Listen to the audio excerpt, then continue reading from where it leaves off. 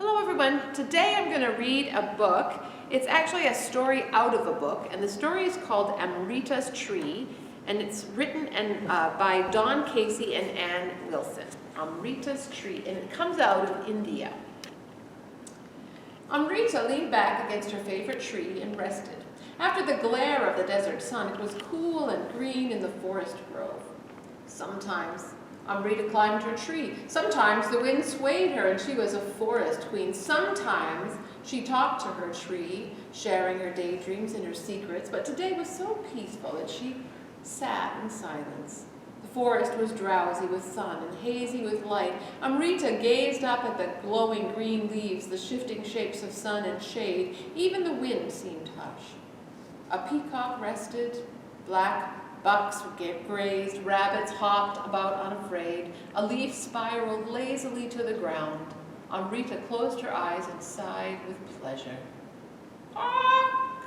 She heard an unearthly skreek, the shrill alarm call of the peacock echoing through the forest. A shiver shot down Amrita's spine and she scrambled to her feet. With a flick of their tails, the gazelles were gone, the rabbits scattered. Now Amrita heard the tramp of many heavy boots, the crack of branches snapping. Through the trees she saw men marching, each one carrying something. Amrita strained to see. Bright edges, sharp flashes, they were carrying axes. "Cut down every tree you can," she heard the chief woodcutter say. "The Maharaja needs plenty of wood." Amrita drew in her breath. They couldn't cut down the forest. Without these trees, there'd be no fruit to eat, no leaves to feed the cows, no shelter from the sun. Above her, watching over her, Amrita's own tree stirred in the breeze. "I won't let them hurt you," she cried. She said out loud. "I promise I'll protect you. I don't know how, but I will." Quick as a black buck she ran. In the village she could hear the slop of the buttered churn and the soft clap, clap, clap of chapitas being patted into shape. The women were busy. Amrita found her mother. "Amma, Amma," she panted, pushing windswept hair out of her eyes. "I saw men in the forest, men with axes, and they are going to cut down the trees." Amrita's mother got up so quickly that she knocked over her water pot, but she did not stop to right it. Amrita's mother rushed around the village, calling the women away from their work. "We must save the trees," she urged. "Come on." Had the men looked up from plowing the fields at that moment, they would have seen a breathtaking procession of women and children, wives and daughters, grandmothers and babies bouncing on backs, all of them hurrying toward the forest, their saris swirling behind them in swaths of saffron and scarlet, their mirror tops spangling, their bracelets and ankles jangling. They arrived to find the woodcutters sharpening their axes.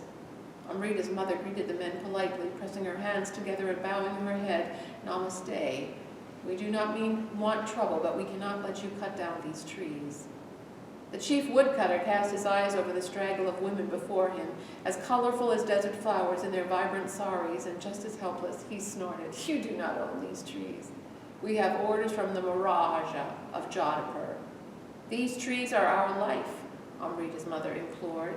"Their roots hold the soil together. They keep the land from sliding away during the monsoon rains. Without them, our fields and homes will be washed away." "Never mind your mud huts," the chief replied with a sweep of his hand. "With this timber, the Maharaja will have the finest palace in all of India." "Please," begged Amrita's mother. "These roots soak up rain so the earth can give us spring water. Can't you see we need these trees to survive?" "Enough," barked the chief. "What do I care about your precious water? These trees have already been marked for felling." Amrita's aunt often came to the forest to gather herbs to make medicine. She tried to reason with the chief. See how rich this is?" She crumbled a handful of earth. "It is nourished by fallen leaves. If you take these trees, the plants, the herbs, everything growing here will die. Think of the cures for countless illnesses." The chief scowled. "We've heard enough. Now out of my way and let me work." And he pushed the old woman roughly aside so that she stumbled and fell. Amrita felt the heat rush to her face as she helped her aunt to her feet. This woman had saved her brother's life when he was sick last winter. Had these men no shame? "Now," ordered the chief, "cut down the trees." A burly woodcutter shouldered his axe and strolled over to an ancient kerjari. With a swift swoop, his iron blade bit into the bark.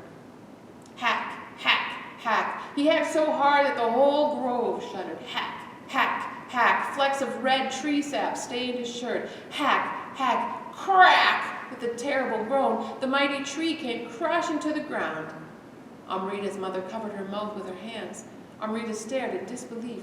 "Stop!" someone cried, but the men did not stop. The woodcutters began to chop at another tree and another. Soon the grove was a graveyard of trees. Broken limbs scattered the floor. Leaves dropped like tears.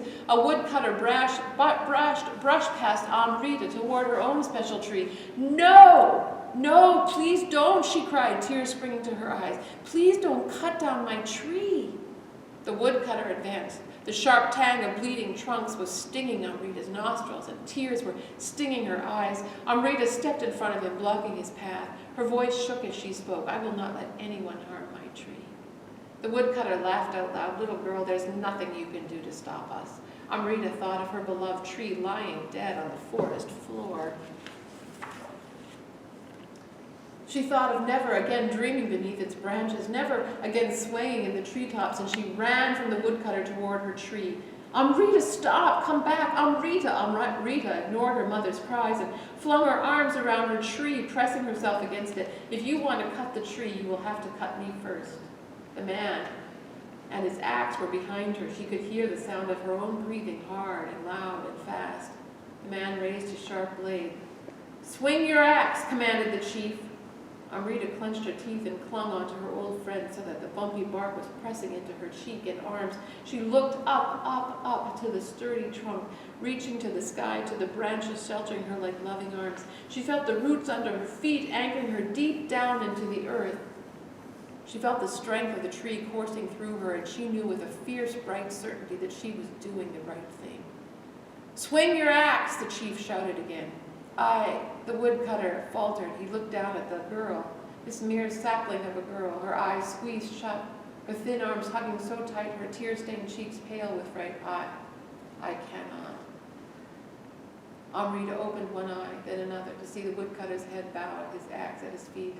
All around her, people were hugging trees, women and children, wives and daughters, grandmothers and toddlers, all hugged the trees. Some ancient trees had trunks so broad that generations of women were joining hands to embrace them. The axes lay on the forest floor. The men huddled together and talked in low voices. Then, without a word, the laborers picked up their axes and walked out of the wood.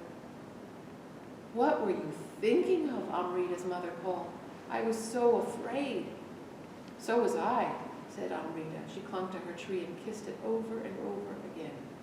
Later, in the darkening dusk, Amrita leaned back against her tree and rested. Pigeons cooed quietly. A peacock flapped into the branches to roost. Amrita sighed with pleasure. "Amrita," she heard her mother call. Her mother sat down beside Amrita on the forest floor, and stroked her hair. "You know, the woodcutters will tell the Maharaja what happened," she said gently. "They will come back, or the Maharaja himself will come." Tucking a stray lock of hair behind her daughter's ear, her mother smiled. "You are just like your tree," she said, "strong inside like heartwood." Amrita smiled at her mother, and arm in arm they walked back home. The next morning the women were distracted at their work. Their hands were busy, but their eyes strayed to the horizon. Would the woodcutters return, or the Maharaja? Would he punish those who had dared defy his orders? That afternoon, in a thunder of hoofs and a cloud of dust, the Maharaja arrived. The women joined hands and pulled their children close. Amrita's mother bit her lip, but Amrita rose to greet the Maharaja with all the dignity of a forest queen. She was surprised to see that he carried not an axe, but a bright bundle. He climbed down from his horse. Amrita watched in wonder as he unwrapped the silken cloth. Inside was a copper plate, engraved with a royal decree.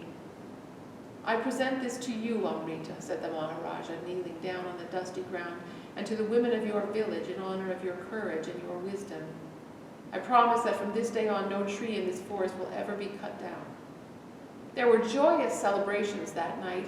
Flowers and garlands adorned every tree. Waves of music floated through the forest and mingled with delicious smells from the feast. Fireworks lit up the sky. As Amrita drifted off to sleep, the cheers of the villagers still sang in her ears, and the flash of fireworks still sparkled behind her eyelids. She slept with a smile on her lips. Hundreds of years later, folk songs of the people who hugged the trees still echo through the villages of India. Amrita's courage has inspired people across the land to stand together to protect forests. Thousands of trees have been saved and 1 million more planted. And in one sacred grove, Amrita's tree still grows. Well, thank you for joining me for this most amazing story today. If you go below the video, you'll see a link. If you click that link, you'll find some activities that Darcy has put together that you can do that go along with the story of Rita and her tree. Thanks for joining me. I hope I'll see you next time. Bye.